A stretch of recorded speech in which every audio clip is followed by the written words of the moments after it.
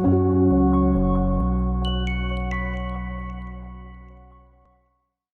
are very, very grateful for Homanity, for Marjan Kipur, who I will speak to in a minute, about the initiative that they have taken to bring the voices of silent musicians in Iran, to bring it out and amplify it. Homanity, the album that we will be talking about today, is a compilation album featuring prominent Iranian artists to raise awareness about the censorship and persecution of artists in Iran. Marjan, I come to you first. You've been involved in civil society, in education, training, and I want to ask you first, what does Homanity mean, and why did you start this initiative? Thank you, Nazanin John. Thank you, Mr. Parvaneh, and the entire team from Kayhan and Kayhan Life for supporting this event, for supporting our musical album, and most importantly, for supporting Iranian musicians and helping us to elevate their voices, especially in face of persecution and censorship. We decided to create the Homanity album, and we came up with the name Homanity because we wanted to go back to roots of exactly what is Persian and what is Iranian. And the Homa bird is the benevolent and powerful phoenix that appears in Iranian mythology, and it's one that shelters heroes. And Homa is also known as a symbol of unity. It's one that is appearance in a reflection of flock of birds that have journeyed together, and when they come together, they are more immense and more powerful than when they are flying solo. And this exemplifies exactly the fact that this is a compilation album featuring not just one artist, but the collective voices of Iranian artists whose voices are silenced and censored inside Iran. And as you said, Nazanin John, yes, music has been an important element in our culture. And also around the world, it has been a source of social change and awareness. We know that, for example, Peter Gabriel had a single hit in 1980 where he called attention to the unjust apartheid system of South Africa. Then later in 1985, we know that there was We Are the World song that raised awareness and generated funds to eliminate famine. And later on in 2015, Live 8 brought together musicians around the issue of poverty in Africa and launched a global movement that inspired the world governments to consider debt relief for those nations. And today, we know that even though music has been banned in Iran, it has been an essential component of our culture. And Iranians, whether we are in our homeland or in diaspora, we're bound together because of this music that still is spread and heard despite all these restrictions. And it is difficult for us to really talk about Iran without focusing on the challenges that faces the population of the country. We know that democratic activists are routinely imprisoned and oppressed. We know that artists are repressed and censored. And many of our artists, including the ones participating on our album, have feared arrest and imprisonment for the simple act of singing or reciting poetry. And in light of the ongoing crackdown of the musicians and the general population, we believe that there is an opportunity. Of course, we cannot solve all of the human rights issues that face the Iranian people, but we can draw attention to some of the violations and simultaneously elevate the voices of artists who have been forced to silence. And there's no better path than music. So for this reason, we have created Homanity, a multi-genre album with 14 songs and poems performed by Iranian artists who were denied the right to perform in Iran. These songs address challenges such as poverty, lack of freedom, sham elections, war, and unfulfilled dreams, and even love, which is a forbidden topic, especially when expressed by women. So these melodies are expressed in various genres, including pop, rap, metal, rock, and traditional Iranian tunes, as you will hear some of them today. Most digital platforms, and we hope that you will follow Homanity Music on social media and follow all of our contributing artists and support them in sharing their music and their message. Back to you, Nazanin John. Marjan, let me ask you another question in the sense that, we do hear music coming from Iran. We even during the elections, we saw even the conservative camp, last elections, using rap artists to garner support. What is it? How is it that the regime in Iran sometimes controls and sometimes lets go, uses music to its advantage or not? Does it say something about maybe the changing nature of the system in Iran, that they cannot really put up more barriers about what people want from music? They have to go along with it. It's an excellent question, and I think the answer is embedded in the question itself. And you're right that they could not completely ban music. They could not completely keep it away from people, even though they tried.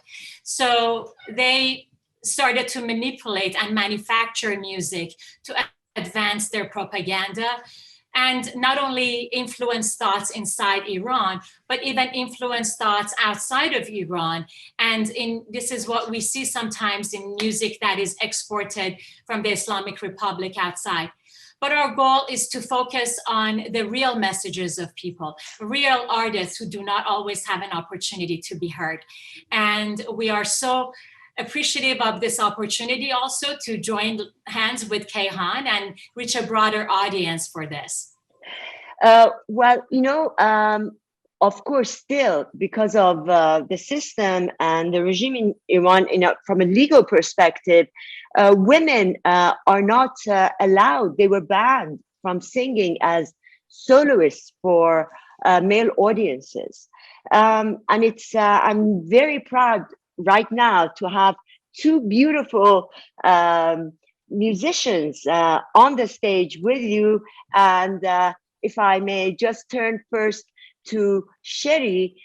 Sherry, you are a Persian singer, songwriter, and you are known for your versatility, for your reinventions in music, entertainment, and you released your first album in 2014. I mean, you've been in the business for over 7 years, and you have your hit list have continued with tracks recognized in Europe and Austria, and you've had a big success with millions of streams and live concerts in Asia, Middle East, Europe, and you have over 500,000 fans and followers all over the world, Iranians probably. So tell me, how is it that you got involved with Homanity? When did you leave Iran? And how important is music for you? Okay, I start with the last question. Basically, the music is my whole life. The reason I'm breathing, the reason I have a goal in general in my life. But when we go back to the first questions, I basically started music earlier, but because of many bans and everything that basically was banned from female artists, or in general from women, I was banned to start my music earlier, actually, because I was releasing the first album actually when I was 14, and it was like 2008, I guess, or later, like 10. I'm not sure, but it was so early that I started with my music, and then my daddy stopped me because of passport and everything that you can't get, because the regime basically decides that, okay, the man can decide for the woman. And there I basically stopped so bad, my heart broke. And yeah, I just had to stop with my music for a while. And then, When did you leave Iran, may I ask? You were born in Iran. When did you leave Iran? yes, I just left Iran like 4 years and something ago, 2016, when I was basically was followed by the police and having some um, bans from like some stuff from the government, some paperwork that said basically we want to see you. And yeah, here we go. Everybody was in jail, like artists like me. Everybody was like basically taken already. And it was a very sad moment. Very like many of my friends, female artists, had many bad issues. Like they went to jail. Some of them went free, like they went free, but still not free.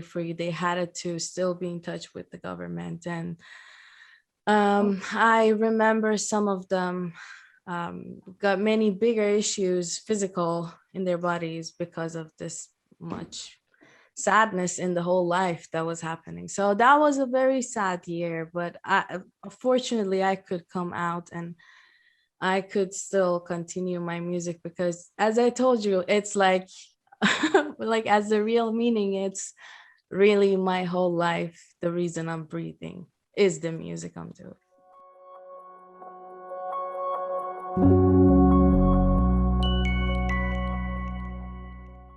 Let me come to you, Nikita. Nikita, you're a Swedish Iranian artist, and you perform. You have your debut you came to prominence in 2017. You competed in a Persian talent show, and you released a few songs in Farsi, and you're enjoying like Sherry worldwide success. And you've got 4 songs in Farsi, and you have accumulated over 14 million streams with concerts all over the United States and Asia. Tell us, when did you leave Iran and how did you get involved with Homanity? First of all, thank you so much for this webinar and thank you for Homanity Music. It's such an honor to be part of this project. And basically, I'm almost born in Sweden. I was 1 year old when my parents moved to Sweden. So I have not lived my life in Iran. So I'm not familiar with all the issues and the problems that is happening in our beautiful country. But my parents always have showed me or told me about the beautiful side of Iran, about the old school Iran. So whenever I've heard about all this craziness going on, it hurts me so much. And that's why the reason why I wanted to participate in this project and why it's so important for me to be part of this, because it's so wrong. It's so wrong that as a woman or as a rock band or as a rapper, you're not free to do and show your art and show your feelings. And basically, as you said, I've always sang in English. I started singing when I was 7 years old, but I always sang in English because it came much more natural for me. And then after, my mommy was always on me. She was like, Nikita, in the Persian world, there's not many female singers. Why don't you try to sing in Persian? There's a lot of girls who wants to have somebody to look up to, or, you know, there's like pops, there's needed for pop singers. So I was like, oh, my Farsi is not so good. Should I do it? Should I not? And then I participated in the show and the response I got was amazing. And it's been the best thing I've done in my life to start singing Persian, because it's completely different from the English. Even if I love to sing in English and I will continue singing in English, but when I sing in Farsi, it's like I come in touch with my roots and my feelings in a totally different level. So yes, and as I said, it's an honor to be in this project, and I am very, very, very grateful. Thank you to Homanity and Marjan and everybody in this project.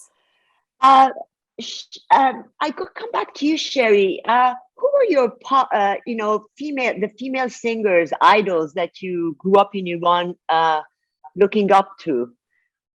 Basically, like the first female artist was not Persian artist. She was Beyonce. I just saw her when I was like super young, like 8 years, something. And I was like, oh my God, she's powerful. She's like, oh my God, I want to be this. I want to do that. And I was so actually sure about going and studying um, like law or being a doctor. Like, yeah, I had some stuff in my head back then, but it changed totally. But then after her, I was looking up to Gugush also. She was so interesting also. And her music, we have been living into her music also. So after her, actually, I loved Haida. Like, yeah, like they were Gaudis. And they like Gugush is still a big star, like Gaudi icon.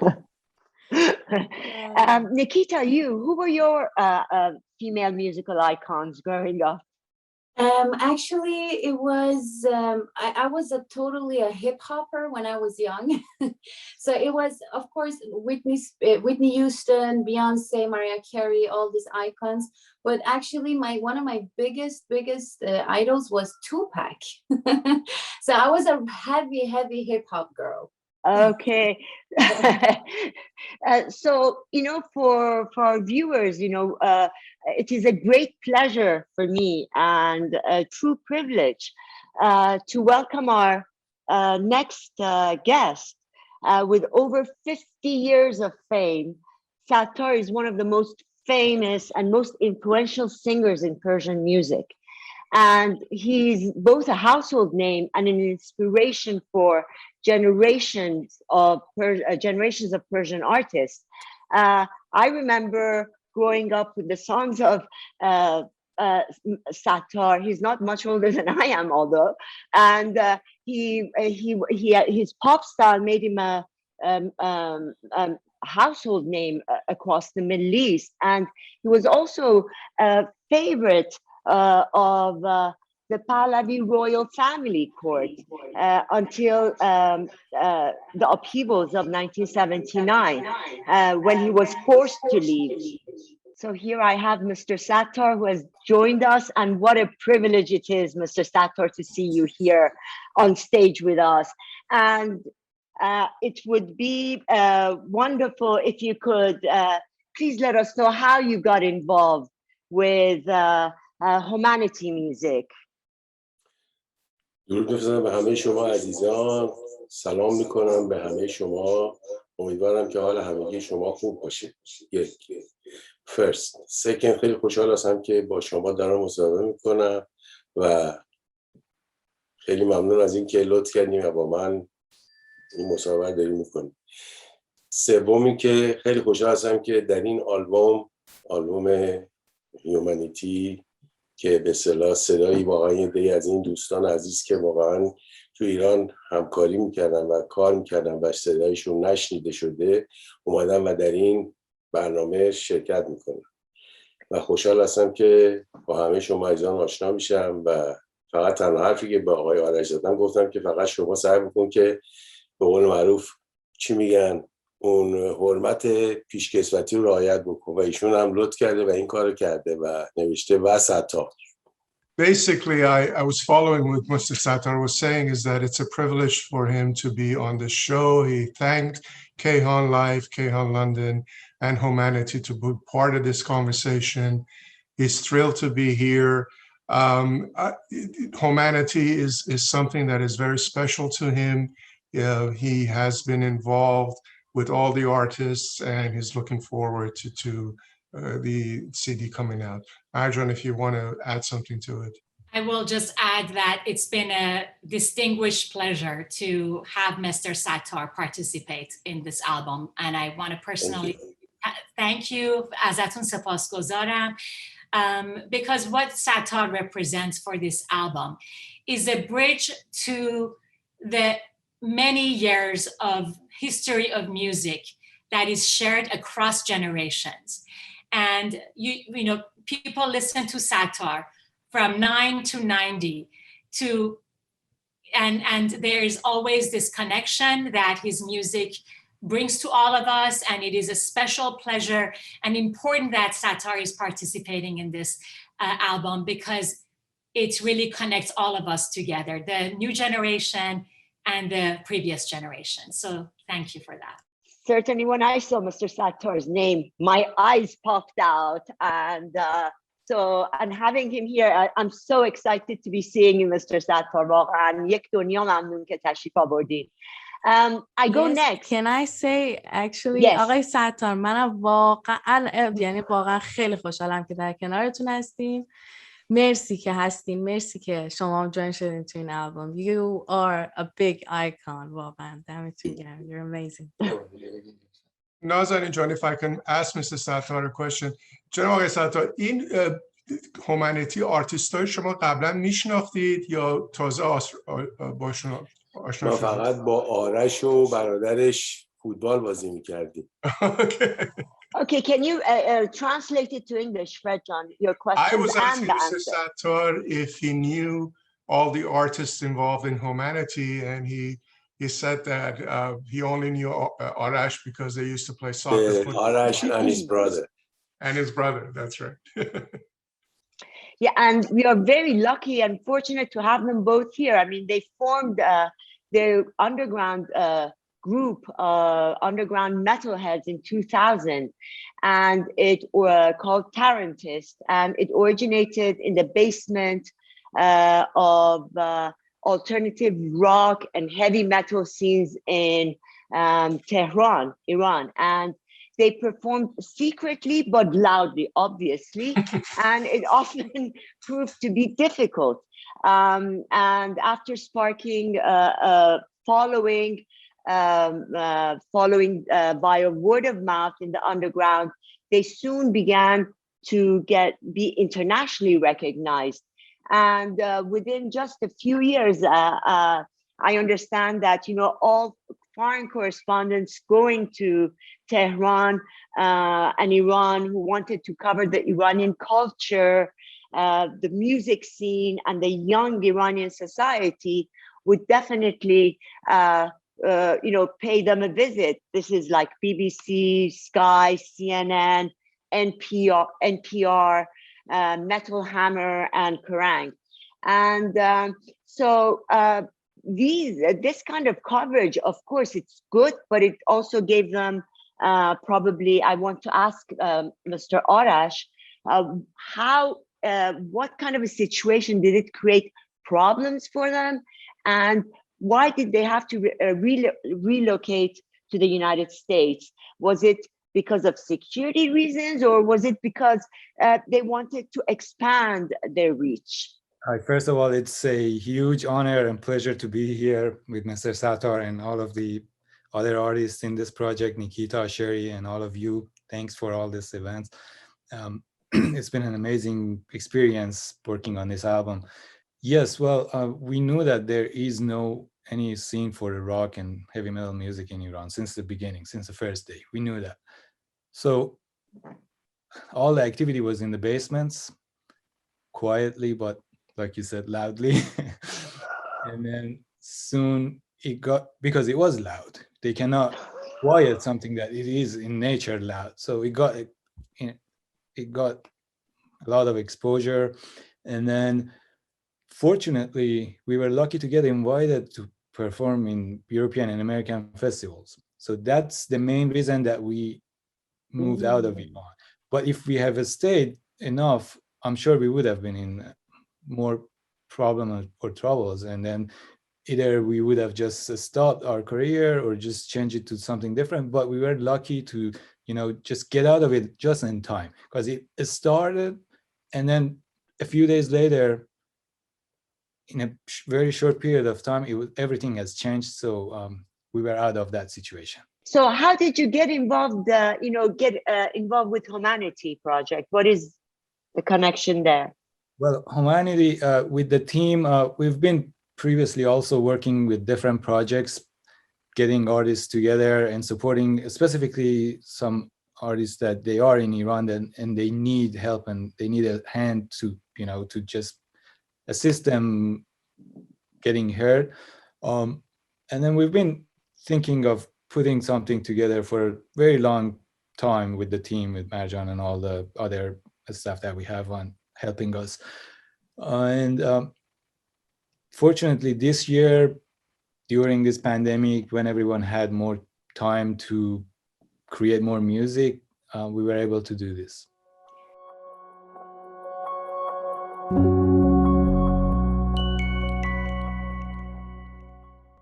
And so I see your brother is on the stage with us as well. Hello, Arsalan, and it's very good to welcome you on stage here. And if you could just tell us a few words, what is, how do you see music, and what do you hope to achieve with Homanity and with all the artists working together here? First of all, say hi to everybody, Mr. Sattar and the other artists, Nikita, Sherry, Marjan, Fred. Thanks for inviting me. The hope is, I guess the hope is golden point. For the first time, different genre of music, like heavy metal, pop music, like Mr. Sattar, the other. We can perform in one album. We can you can listen the album with variety of musics. Yeah. Can I just interrupt you for 1 second? Yes. I just want something popped up in my mind. I want to ask Mr. Sattar about this, and Arashjan, if you can translate it for him. Janab Sattar, I had the pleasure of meeting you a number of years ago at a party, and your late manager, Mr. Ed White, was there, and he said that he was thinking of perhaps doing a song in rap for you in English. Is that still in the works? I think Nikita would be happy about this. والا من رپ انگلیسی نخوندم تا حالا ولی نمیدونم که بتونم به اصطلاح بتونم، ولی فکر کنم که خیلی راحت‌تر باشه، من اینکه ما همون رپ فارسی داشتیم خودمون. یادتون باشه این ایرانی‌ها میخوندن، نمیدونم چی بود، یه شعرهایی میخوندن که همه رپ فارسی بودش و فکر کنم اینا همونو برداشتن به صورت انگلیسی میخونن، فکر کنم، نمیدونم، ولی فکر کنم که راحت‌تر باشه که چون مثلا همه اینا همشون دارن انگلیسی حرف میزنن ولی خب اکثرانشون فارسی میخونن. این خیلی مهمه که به قول معروف الان داشتم به آرش‌جان گفتم که ما زمانی میایم چیز میکنیم که ولی خب دیگه متاسفانه دیگه ماها وجود خارجی نداریم، نیستیم، هممون فوت کردیم میمیریم. برای اینکه خدا نکنه به قول معروف اینها همه این کارهایی که میکنن به خاطر این میکنن که خودشون رو بیشتر نشون بدن، در صورتی که همه اینا از خاورمیانه و میدل ایست اومده، یعنی از شرق. همچنین میگن چی تکنولوژی و همه چی به تکنولوژی چه عرض کنن، فرهنگ از شرق اومده به غرب، نه از غرب به شرق رفته باشه. البته تکنولوژی خب حالا از غرب به شرق داره میره. مثلا من که پدر مادر رو بردن دیگه، خود شما میدونید که یه جوری زدن همه رو نابود کردن دیگه، به خاطر اینکه بگن که ما مثلا در دنیا اول هستیم و واقعا خب فعلا شدن دیگه، کارش هم نمیشه کرد. Mr. Sattar has a great sense of humor. Let me just touch on some of the responses that he offered. So the question was whether he has ever entertained the thought of rap music. And he said, I've never sang any English rap music, but while I have, that he has never sang in English rap music, but there are roots of rap music in Iran, and Iranians have sung music that resembles rap. Of course, it's in Persian, and many Westerners take credit for rap as something that they have created on their own. But as many of the other things that originated from the East, rap music could be attributed to the Middle East and to Iran as well. And technology, and he said humorously, technology is one of those things that they take credit for, but arguably it probably is attributed to the Middle East as well. I hope I did justice now that Nazan. He said, yes. He said that culture, of course, culture has started from the East and come to the West. Arash, who did you listen? Whose music did you listen to, and who were your musical icons when you were growing up? Well, right. Mr. Satar is saying that, yeah, Metallica was one of the major ones. Pink Floyd was that. And then a lot of rock and blues music. And obviously Mr. Satar and some other Iranians.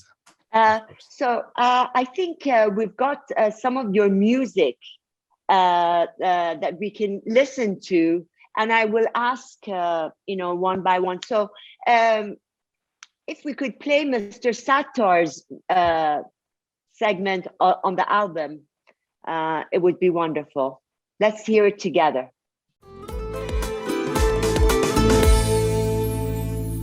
فرقی نمی‌کنه که دینمون چیه،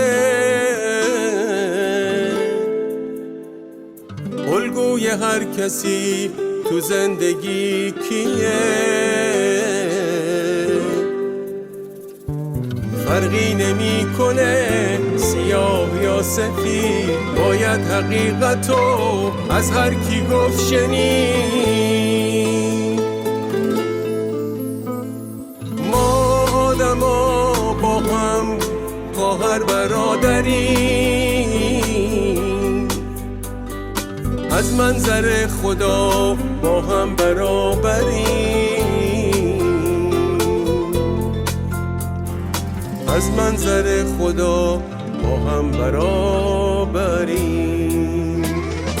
ما آدما دنیامونو بد کردیم، جلوی مهربونی رو سد کردیم، بس دیگه این همه ظلم و تزویر، باید به اصل خودمون برگردیم. ما آدما دنیامونو بد کردیم، جلوی مهربونی رو سد کردیم، بس دیگه این همه ظلم و تزویر، باید به اصل خودمون برگردیم.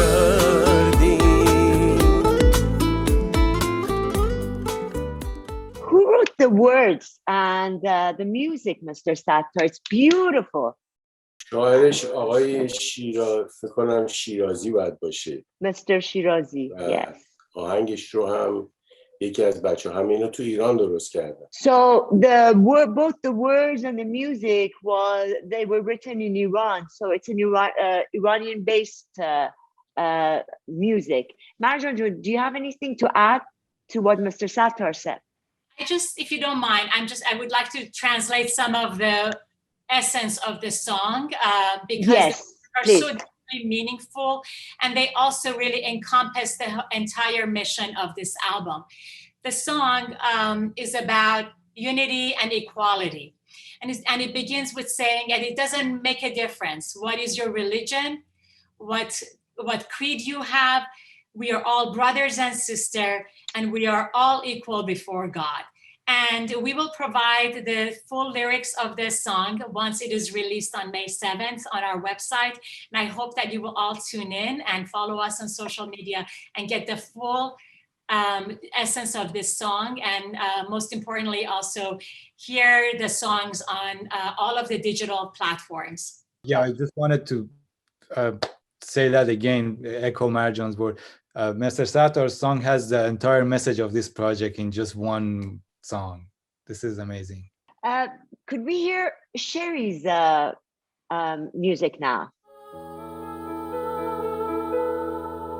هوای خون دلگیره دلم باز داره میگیره، میخوام بنویسم از چشمات سرم آروم نمیگیره،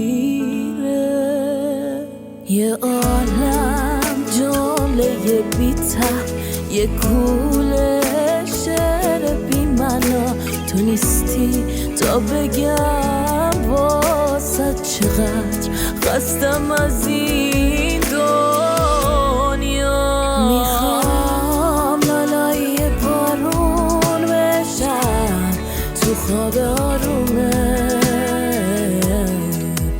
بشینم روبروی تو بخوابم توی چشمونت، توی چشمونت، توی چشمونت.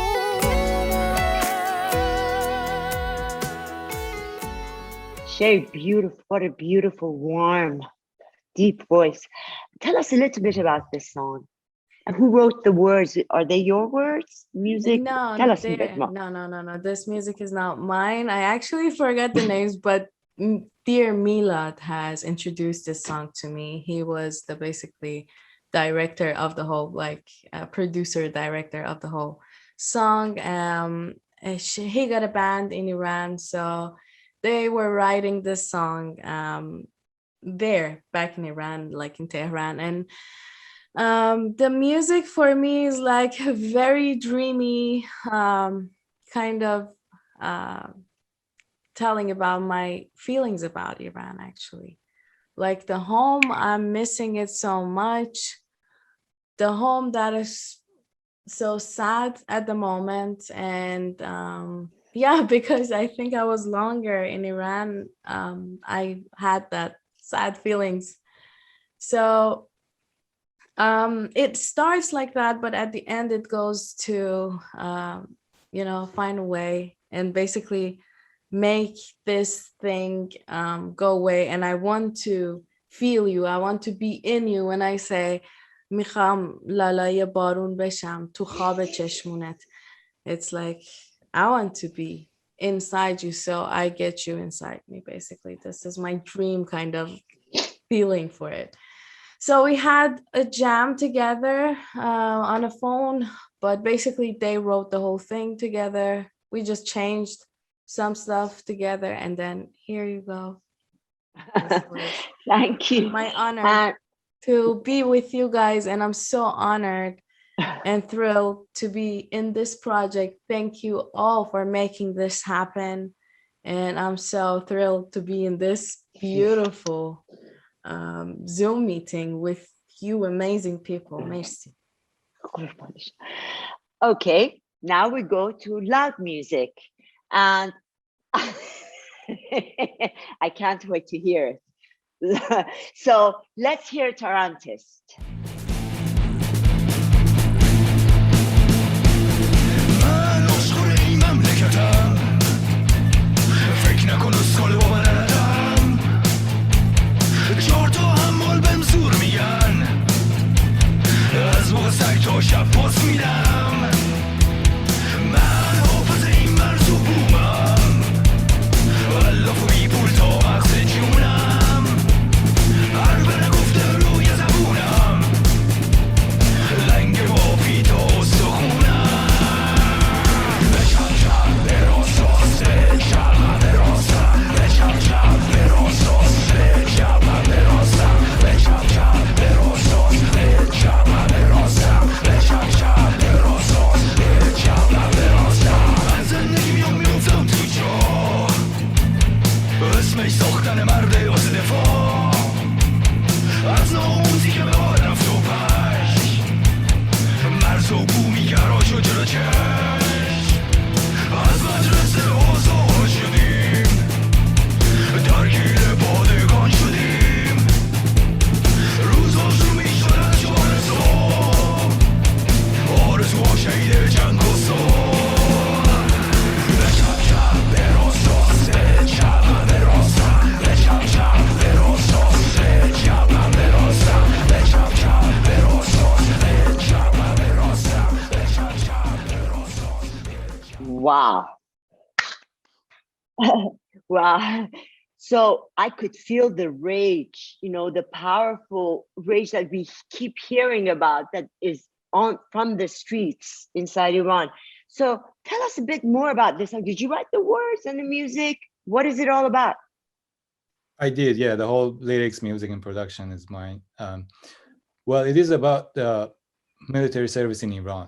So Sarbazi, yeah, it's not like other parts of the world. You have to go through it. It's a mandatory service, no benefits, nothing. It's a waste of like at least 2 years of your lifetime, and getting harassed, getting different types of like violations, and being away from home, a lot of difficulties. And at the same time, as long as you haven't passed that, you won't be able to obtain a passport, go outside of the country. You won't be able to participate in anything official, even buy a house or something, go to the university. And this is only for male people of Iran, like only guys have to go through this situation.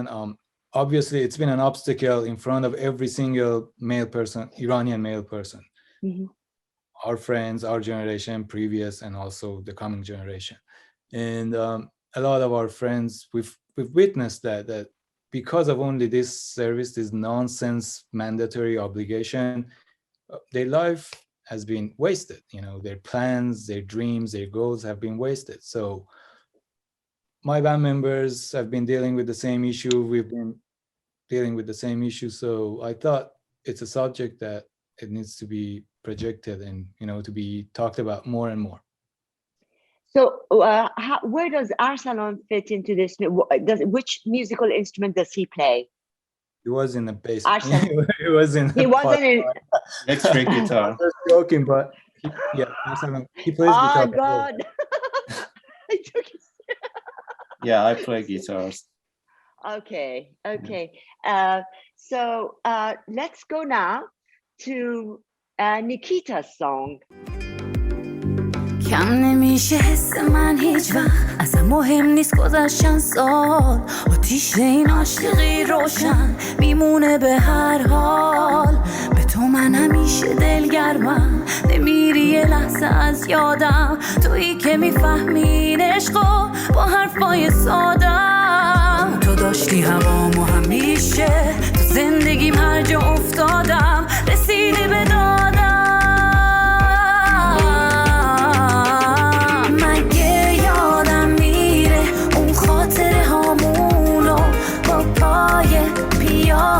رفتن زیر بارونو مگه یادم میره اون گرمی آغوشت میدونم نمیشه حرفامو فراموشه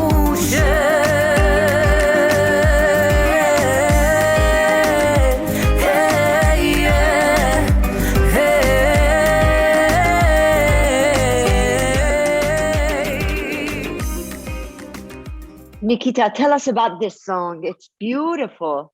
Merci. Thank you. This song is actually, I have not written it. It's two guys from Iran. I cannot unfortunately tell you the real names, but their writing's name is MB Production and Danima.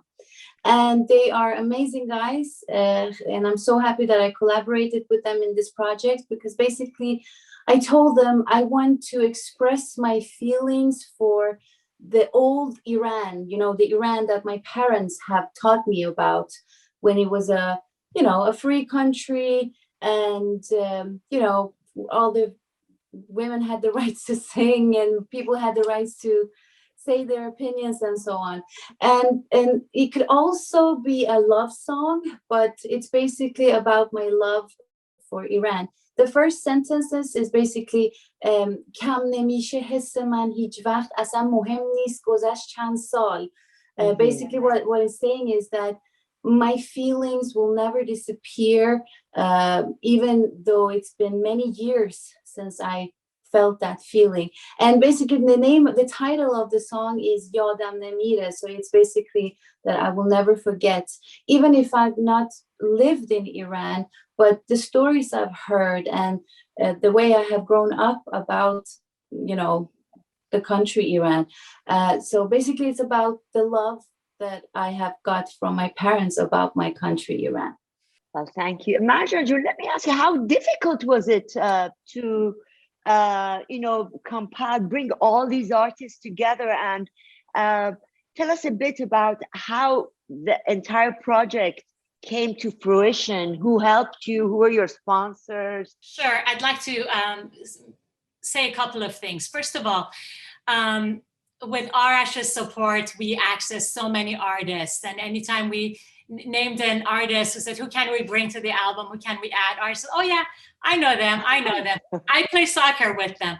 So we had a great connection in the music world, but also I'm really happy that I got to know Sherry and Nikita's manager, Ali Miri, who connected me to these two talented musicians.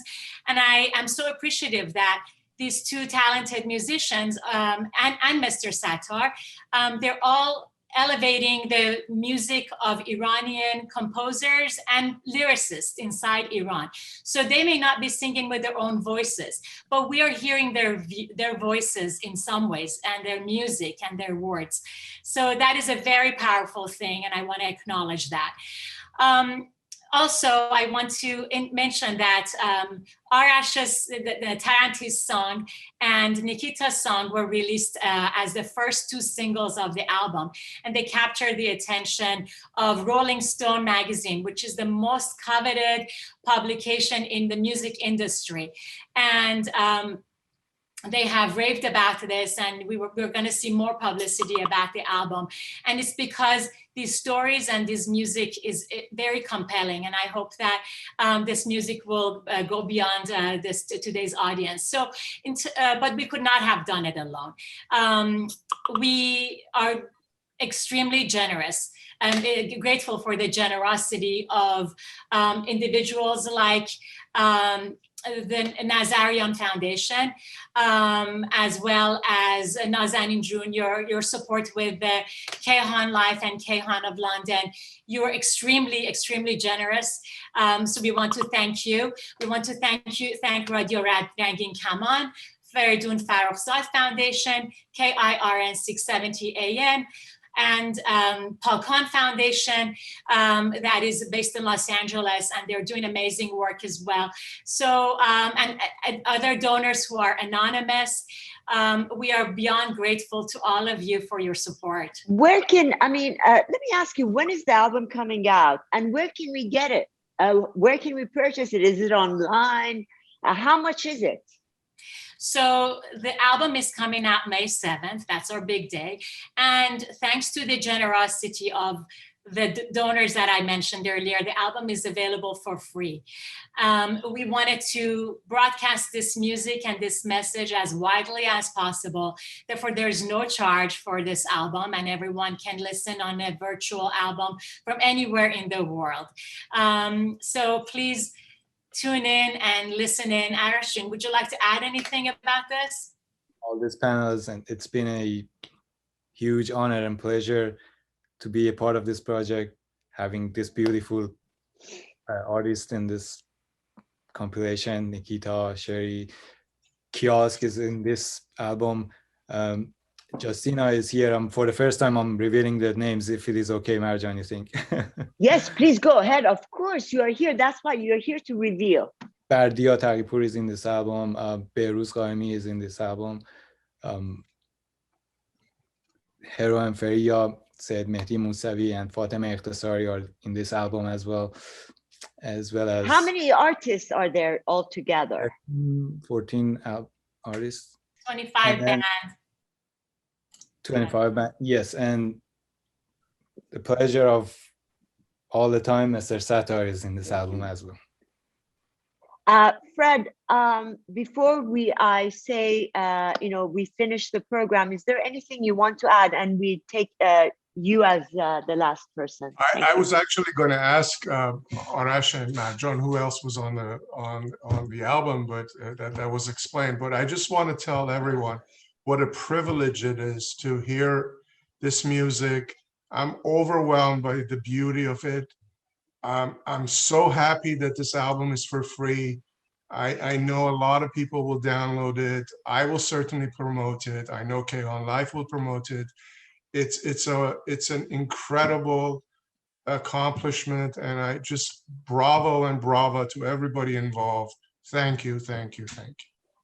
And I thank all of you, and I thank you again, Marjan, for accepting to come and to help us put together this Zoom platform to introduce these artists. I thank Mr. Sattar, Arash, Sherry, Nikita, and Arsalan for being here today. And Fred, thank you so very much for all your help and support. I say goodbye and see you soon and hear you soon.